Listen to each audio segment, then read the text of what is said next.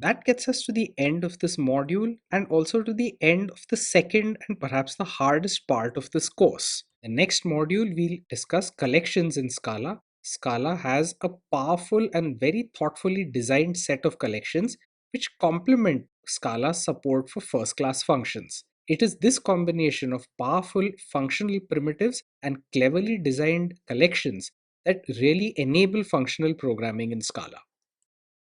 But before we get there, let's summarize everything that we just covered. In this module, we began with a look at the basics. We mastered the nitty gritty of creating and invoking functions, and most notably, the semantic differences between methods and functions.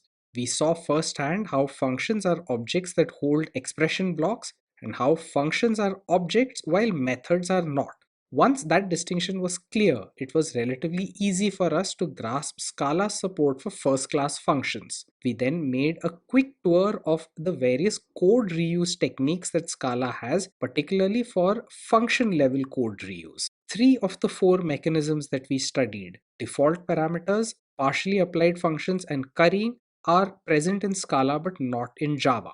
Once that was done, we rounded off the module with a look at two powerful new capabilities, closures and by name parameters.